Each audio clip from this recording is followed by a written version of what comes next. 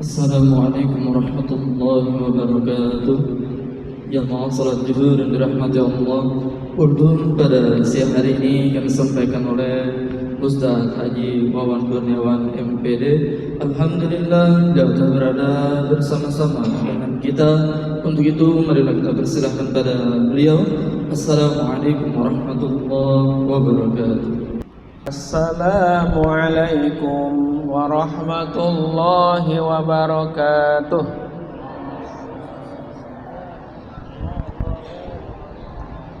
Bismillah, alhamdulillah, ala ni'amillah, wassalatu wassalamu ala rasulillah Muhammad ibni Abdillah wa ala alihi wa sahbihi wa mawalah.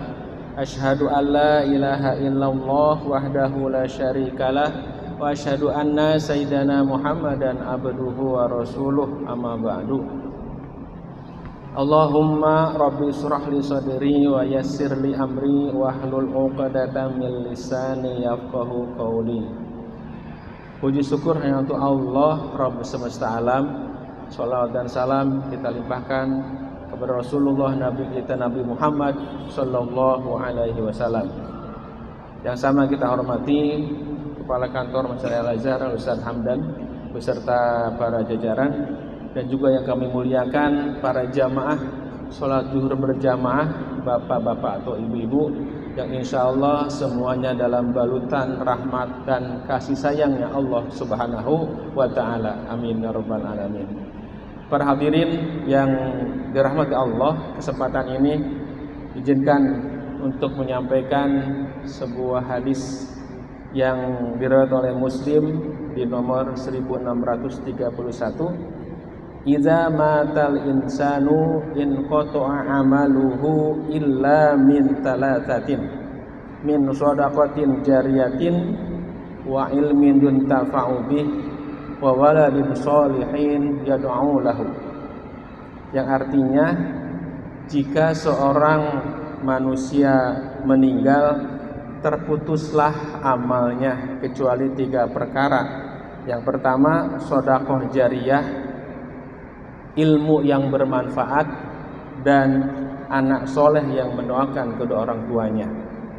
Para hadirin, pengertian yang pertama bisa kita ambil bahwasanya jika kita mati, meninggal, terputuslah amalnya.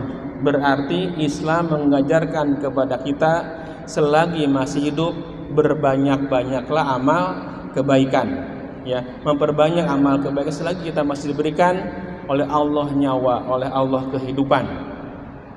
Yang kedua, Allah dengan kasih sayangnya masih akan memberikan pahala ketika orang sudah meninggal. Ini karunia Allah yang luar biasa. Nah, yang ketiga ini, amal ibadah yang Allah akan berikan terus pahalanya antara lain hadis tadi ada yang pertama, sedekah jariyah, yaitu harta yang kita infakkan untuk misal pembangunan masjid, membangun pondok pesantren, membangun sekolah, menggaji para ustadz, para asatiz. Selama bangunan, selama wakafnya itu masih digunakan untuk umat, walaupun yang menginfakkan, mewakafkan sudah meninggal dunia, tetap Allah berikan pahalanya, ya. Mudah-mudahan pahalanya walaupun sudah meninggal, insya Allah di alam kuburnya meringankan hisab kuburnya, memberikan, menemani cahaya di alam kuburnya, dan insya Allah jadi pundi-pundi kebaikan sampai nanti mungkin di yaumul hisab, ya. Akan ada amal ketika dia masih hidup, akan ada amal ketika dia sudah meninggal, mengalir terus, maka tidak akan terputus dan mungkin akan terus bertambah kebaikan atau pahalanya walaupun dia meninggal. Nah, ini tentunya beruntung sekali kita semua. Mungkin dalam bahasa kemarin ketika MLM sangat booming begitu, ada namanya income pasif, ya, penghasilan walaupun sudah tidak melakukan tapi tetap ada mengalir. Nah, insya Allah disinilah pahala jariyah. Sudah meninggal Allah berikan terus pahalanya. Yang kedua adalah ilmu yang bermanfaat. Apa itu? Ilmu agama yang diajarkan oleh kita kepada murid atau kepada orang lain, dan yang menerima terus mengamalkannya. Ya. Nah, para asatiz wal asatizah, bapak dan ibu guru, insya Allah inilah ladang pahalanya luar biasa, memberikan ilmu agama yang bermanfaat, ya. Dan kita pun semua insya Allah bisa memungkinkan untuk itu. Orang tua bisa mengajari anaknya, ya, membaca mengajarkan Al-Quran, membaca Al-Quran dan sebagainya. Ketika anak itu terus membaca Al-Quran, maka pahalanya kita akan dapat, ya. Yang ketiga yaitu waladin solihin yad'ulahu, anak soleh yang mendoakan orang tuanya. Anak soleh itu adalah hasil kerja keras orang tuanya, maka wajar orang tuanya mendapatkan aliran pahala walaupun sudah meninggal, anaknya masih terus mendoakan. Bahkan amal kebaikan, amal soleh anak itu akan kebagian pahalanya orang tuanya. Maka insya Allah Islam memberikan perhatian agar orang tua mendidik anaknya dengan ilmu agama, agar terwujud anak soleh yang nanti bermanfaat untuk orang tuanya walaupun sudah meninggal, ya. Nah, 3 hal ini insya Allah kita semua bisa, ya, semampu kita. Sedekah jariyah ya semampu kita. Mau beramal setiap subuh, misalkan ada amal infak subuh, bagus, sudah waktunya bagus subuh, amal beribadah juga bagus, ya. Setiap bulan mungkin dari penghasilan kita sisihkan juga bagus, semampu kita. Ilmu juga, kita miliki ilmu apa, sampaikan, ajarkan kepada yang lain kalau itu ilmu kebaikan. Insya Allah yang mengamalkannya, ketika ibu diamalkan, yang mengajarkan dapat aliran pahala. Demikian anak soleh, orang tuanya yang berhasil menjadikan anak-anak soleh, insya Allah terus mengalir pahalanya. Berikutnya juga bisa kita ambil kesimpulan bahwasanya Islam mengutamakan, mengajarkan untuk menikah.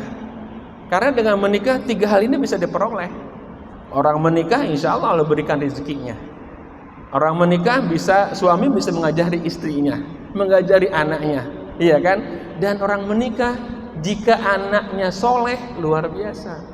Nah, barangkali mudah-mudahan dengan wasilah pernikahan maka insya Allah Islam semakin berkembang, ya.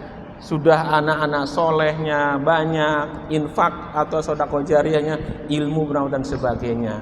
Bahkan juga tidak lupa dengan tadi ilmu bermanfaat, berarti kita diajarkan oleh Islam untuk belajar, paling tidak belajar mencari ilmu agar ilmu bisa kita tularkan, bisa kita ajarkan, ya. Demikian juga tadi sedekah jariyah ya perlu harta, perlu kerja keras. Islam mengajarkan di sini harus kerja keras untuk mencari nafkah agar punya penghasilan yang banyak, halal dan berkah. Untuk apa? Untuk sedekah jariyah, ya. Insya Allah para jamaah, singkat saja satu hadis tadi riwayat Muslim di 1631 nomornya, mudah-mudahan memotivasi diri pribadi untuk terus memberikan atau menjadikan untuk berniat dan melakukan sedekah jariyah, mengajar ilmu agama dan juga untuk mendidik anak-anak kita soleh dan soleh. Terima kasih atas perhatiannya. Mohon maaf bila yang kurang berkenan, yang benar datang dari Allah Subhanahu wa taala, yang keliru yang salah dari kelemahan diri pribadi mohon dimaafkan. Wal afu minkum, wassalamu alaikum warahmatullahi wabarakatuh.